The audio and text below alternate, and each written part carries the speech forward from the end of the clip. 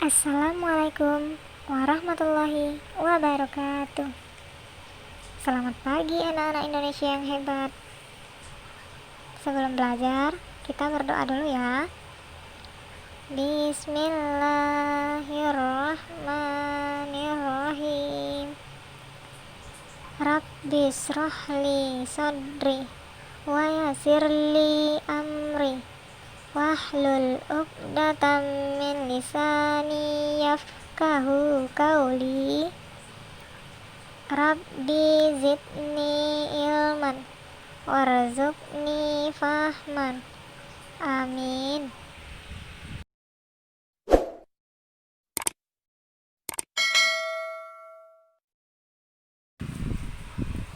Setelah kita membahas keteladanan Nabi Muhammad, kita akan membahas keteladanan dari sahabat Nabi Muhammad Sallallahu Alaihi Wasallam. Sahabat Nabi adalah mereka yang mengenal dan melihat langsung Nabi Muhammad, membantu perjuangannya, dan meninggal dalam keadaan muslim. Adapun sahabat Nabi Muhammad itu adalah Abu Bakar As-Siddiq, Umar bin Khattab, Utsman bin Affan, dan Ali bin Abi Thalib. Setelah Nabi wafat, keempat sahabat inilah yang melanjutkan perjuangan menyebarkan agama Islam dan menjadi khalifah. Setelah Nabi Muhammad wafat, digantikan oleh Abu Bakar As-Siddiq, putra dari Abu Quhafah. Nama asli dari Abu Bakar As-Siddiq ini adalah Abdul Ka'bah. Setelah itu, nama beliau diganti oleh Nabi Muhammad menjadi Abdullah dan dikenal dengan Abu Bakar. Ibu dari Abu Bakar As-Siddiq adalah Ummi Al-Khair Salamah binti Sokher. Abu Bakar adalah orang laki-laki pertama yang masuk Islam, dan beliau adalah orang yang dekat dengan Nabi Muhammad baik sebelum kenabian atau sesudah kenabiannya. Nah, Nabi Muhammad memberikan gelar As-Siddiq kepada Abu Bakar karena beliau selalu membenarkan apa yang dikatakan oleh Nabi Muhammad SAW atau peristiwa yang dialami oleh Nabi Muhammad. Beliaulah orang yang pertama yang membenarkan peristiwa Isra Mi'raj. Abu Bakar As-Siddiq memerintah pada tahun 632 sampai 634 Masehi, yaitu tepatnya 11 sampai 13 Hijriah. Adapun sikap yang harus kita teladani dari Abu Bakar As-Siddiq adalah: yang pertama, sikap kepemimpinannya yang adil, bijaksana, santun, rendah hati, pengasih, cerdas, lembut, jujur. Pada masa awal pemerintahan Abu Bakar As-Siddiq diwarnai dengan kekacauan dan pemberontakan, yaitu seperti munculnya orang-orang murtad, aktifnya orang yang mengaku sebagai nabi atau nabi palsu, pemberontakan dari beberapa kabilah Arab, dan banyak orang yang ingkar membayar zakat. Abu Bakar As-Siddiq bersumpah akan memerangi semua golongan yang telah menyeleweng dari kebenaran agama Islam. Khalifah kedua adalah Umar bin Khattab. Umar bin Khattab lahir di kota Mekah dari suku Bani Adi, salah satu rumpun suku Quraisy atau suku terbesar di kota Mekah. Ayahnya bernama Khattab bin Nufail Al-Sim Al-Quraisy dan ibunya bernama Hantamah binti Hasim. Pada masa pemerintahannya, beliau melakukan ekspansi dan penaklukan besar-besaran.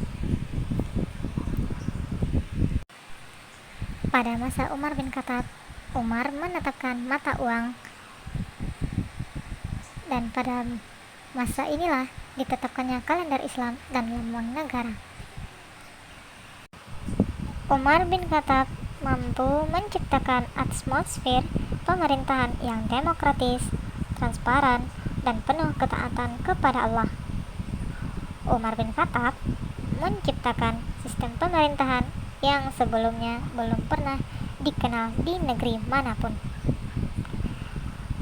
Umar bin Khattab menciptakan sistem kas negara, yaitu yang dinamakan dengan Baitul Mal, sistem pengajian pejabat negara dan kontrak, sistem check and balance antara eksekutif dan yudikatif. Umar diperkirakan lahir pada tahun ke-13 setelah tahun gajah.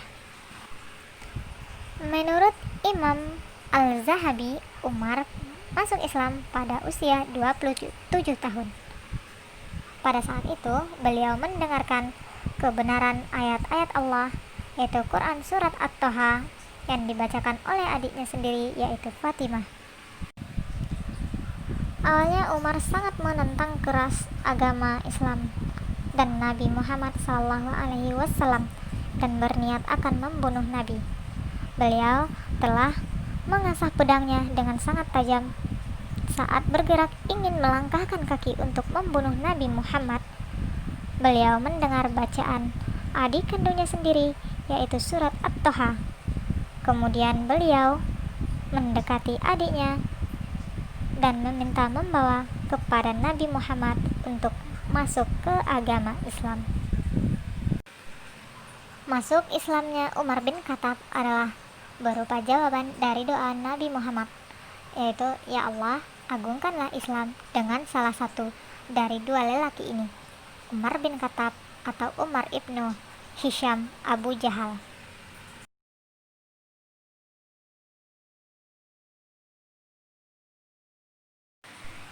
Khalifah yang ketiga adalah Utsman bin Affan. Nama lengkapnya Utsman bin Affan bin Abi al-As bin Umayyah bin Abdul al-Manaf dari suku Quraisy. Lahir pada tahun 579 Masehi, 6 tahun setelah penyerangan Ka'bah oleh pasukan bergajah, atau 6 tahun setelah kelahiran Nabi Muhammad. Ibu dari Khalifah Utsman bin Affan adalah Urwi bin Quraisy bin Rabi'ah bin Hadib bin Abdi Shirsham bin Abdul al-Manaf. Utsman bin Affan masuk Islam pada usia 30 tahun atas ajakan dari Abu Bakar. Utsman dijuluki Dzunurain, yang berarti pemilik dua cahaya, karena beliau menikahi dua putri Rasulullah SAW, yakni Ruqayyah dan Ummu Kalsum. Utsman bin Affan menjadi khalifah pada tahun 644 sampai 655 Masehi, yaitu selama 12 tahun. Pada tahun terakhir masa khalifahnya muncul perasaan tidak puas dan kecewa di kalangan umat Islam terhadap kepemimpinan Utsman yang sangat berbeda dengan kepemimpinan Umar. Kejayaan pada masa Utsman, yaitu Utsman berhasil melakukan perluasan Masjidil Haram yang ada di Mekah dan Masjid Nabawi yang ada di Madinah, karena semakin banyaknya umat Islam yang menjalankan rukun Islam kelima, yaitu haji. Di masa Utsman juga dilakukan pembukuan kitab suci Al-Quran. Pada masanya, Utsman berhasil melakukan perluasan Masjidil Haram dan Masjid Nabawi, karena semakin ramainya umat Islam yang menjalankan rukun Islam yang kelima, yaitu haji. Utsman juga membentuk panitia penyusunan Al-Quran yang diketuai oleh Zaid bin Sabit dengan anggotanya Abdullah bin Zubair, Abdurrahman bin Haris. Dengan panitia tersebut bertugas menyalin ulang ayat-ayat Al-Quran dalam sebuah buku yang disebut dengan mushaf, dan diperbanyak sebanyak 4 buah. 1 buah disimpan di Madinah yang disebut dengan Mushaf Al-Iman atau Mushaf Utsmani. 4 buah lainnya dikirimkan ke kota Mekah, Suriah, Basrah, dan Kufah. Pada tahun 35 Hijriah atau 655 Masehi, Utsman dibunuh oleh kaum pemberontak yang terdiri dari orang-orang yang kecewa terhadap pemerintahan pada masa Utsman.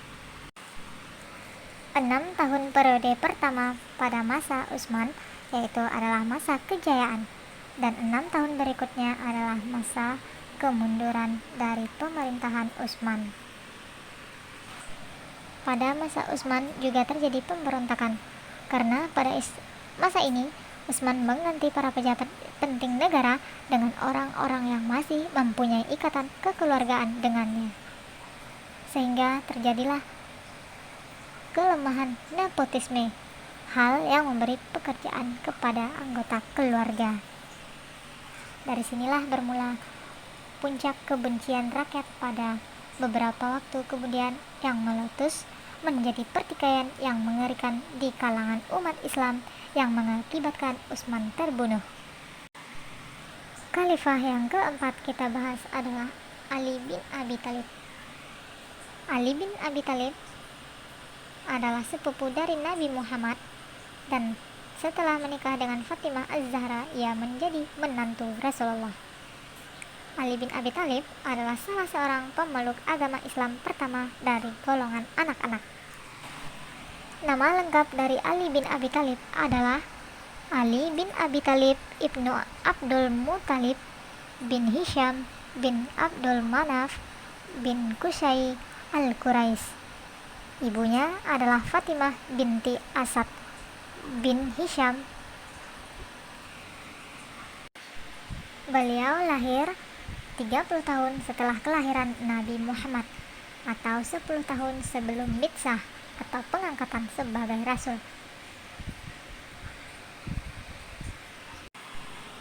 Semenjak kecil ia dididik dengan adat dan budi pekerti Islam karena kedekatannya dengan Nabi Muhammad SAW.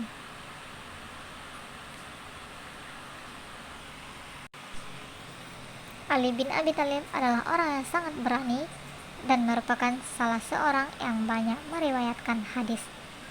Pengetahuan keagamaannya yang sangat luas, fatwaannya menjadi pedoman bagi para khalifah dan sahabat.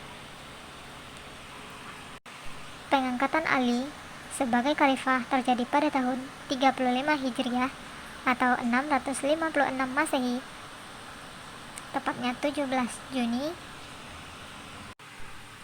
Pada masa Ali bin Abi Thalib menjabat sebagai khalifah, semuanya kembali kondusif.